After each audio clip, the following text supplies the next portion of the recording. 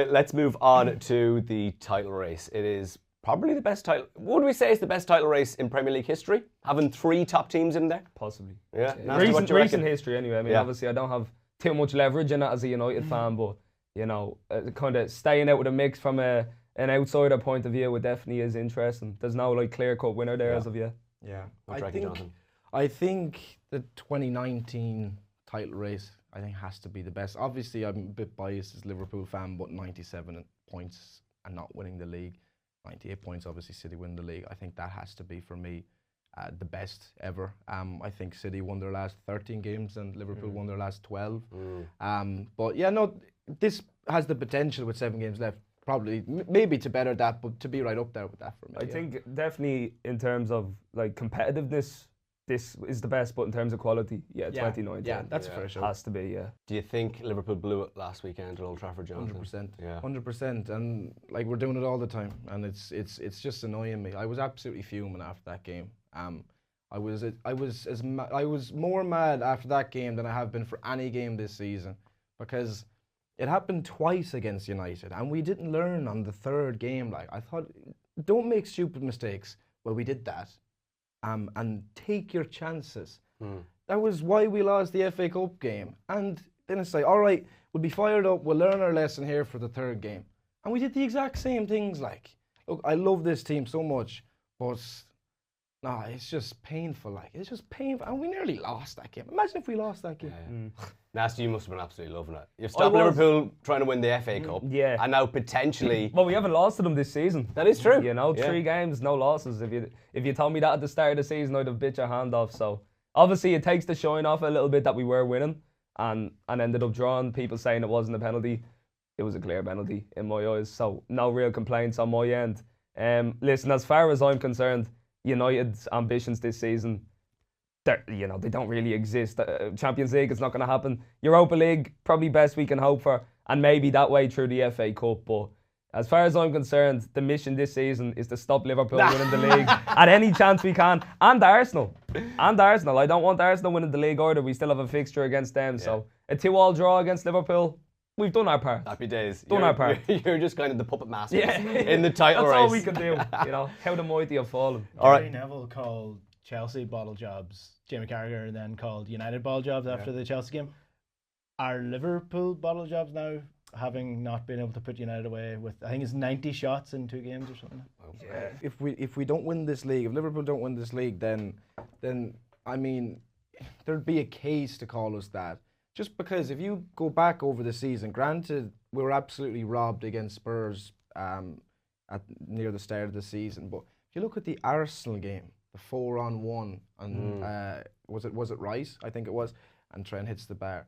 Look at the 2 United games, the home one and the away one, and you just go back at so many games, and it's just clear chances that we didn't take. And ultimately, just even the games I mentioned there, that's what, 6 more points, you know?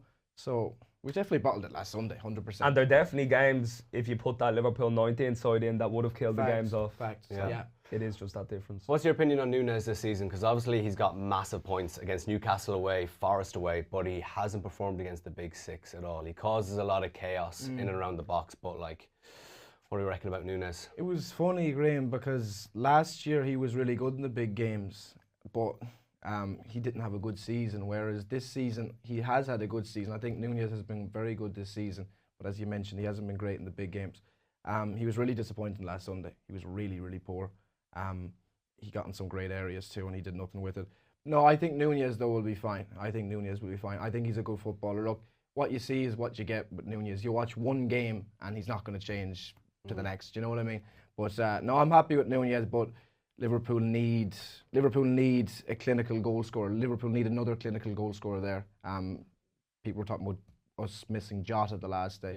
You can't rely on just one player to score your goals. Obviously, we have Salah there, and it's completely reliant on Salah. So Liverpool need more goal scorers. Salah's form hasn't been great since he came back from the injury. Do you reckon it's still a bit of rustiness from the injury, or is he getting on? Because obviously his contract is kind of coming to a bit of a renewal this summer.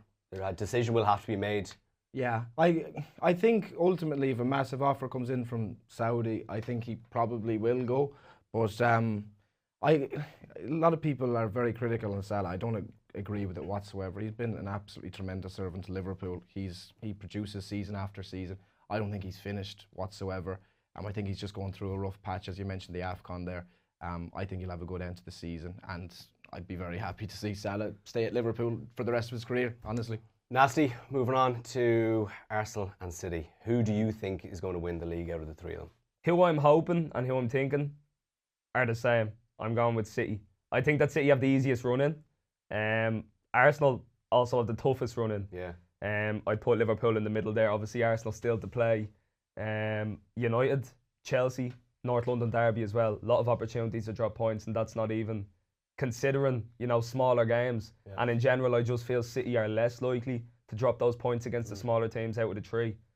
So I am going with City. Is there a case for City to drop points? So I'll read you out the remaining fixtures. They got Luton this weekend. They got Brighton, Nottingham Forest, Wolves, Fulham, West Ham, and Tottenham. Now, you're looking at that, obviously, Tottenham are their bogey team. West Ham could be fighting for Europe, and that's probably about it, bar Nottingham Forest, but will they get into Nottingham Forest? Yeah, obviously that Spurs game is the one that stands out. But in general, I don't see it. I mean, as I said, I just think out of the three teams, they are less likely to drop points in those games. We could be surprised. Yeah.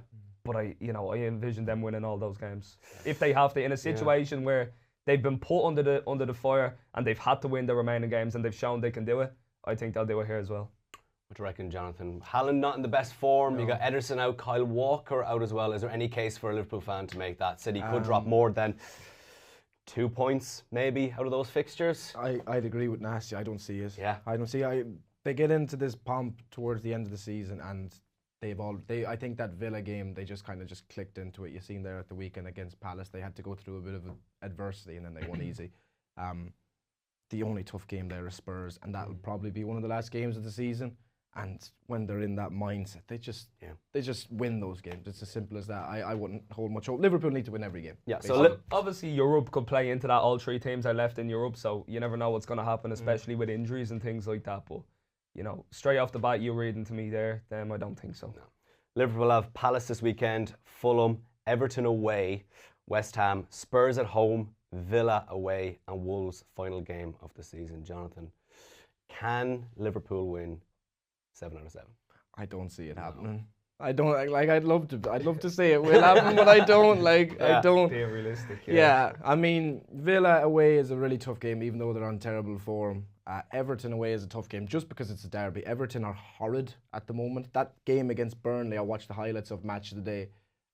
It's only like a 5-minute clip, obviously, Match of the Day. I somehow nearly fell asleep throughout it because it was so ridiculously bad. Calvert-Lewin closed down the goalkeeper, and that was how it was a bit like the Nunez goal against Sheffield United. But I mean, we could, but I don't see it happening. Even that Spurs game at home and stuff, I don't see us dropping any points at home, but away, I do. Potentially West Ham, potentially Villa. Yeah. Yeah. Nasty, you mentioned Arsenal's run is tough enough. I'll read it out here. It is Villa, Wolves, you got Chelsea at home, Tottenham away, Bournemouth, and you got United away, and Everton could be fighting for their life as well on the last game of the season. Now, potentially they could have the best centre-back partnership in the league. What do you reckon about Saliba and Gabriel? Are they the best centre-back partnership? Definitely a formidable one, yeah. I mean, out of the three, obviously Van Dijk and Konate, I also think is excellent. City as well. But yeah, they'd be the top three, without question. But there's potential for them to drop a lot of points in there. Like Chelsea, you don't know what you're going to get with Chelsea, but it is a London derby, do you know what I mean? And Tottenham fighting for top 4 as well. They won't want Arsenal winning, and that is the third last game of the season. And Everton at home. So I actually think there's potential for Arsenal to drop more points than even Liverpool. Could they finish in third? Yeah, I think ultimately that's why if you look at the odds, I mean, Arsenal aren't favourites yet. It's in their hands. I mean, I don't see Liverpool winning all 7 games, but I can't see Arsenal winning all of those games. Wow. If they do that, they genuinely deserve 100%. 100%. Yeah. And you just take your hat off to them, genuinely, if they win those 7 games. So race for the title, Nasty. Who's your first, second, and third? I'm going City. Just because of the run in, I'm going to go City first, Liverpool second, Arsenal third. I actually agree. Okay. Yeah, I actually agree. I hope I'm watching this in a couple of months' time. I'm just like, Yeah, I played it well. Hope it ages well. Yeah. If you are watching this, make sure to subscribe below, leave a comment. Tell us what you make about the lads' comments as well. Who is your first, second, and third? And if you want to listen to the full podcast, you can get it wherever you get your podcasts. And make sure to give the lads a follow as well. He is at Jonathan Morley LFC on TikTok and Jonathan Morley 97 on Instagram. And a lot easier, just nasty _2K across both platforms.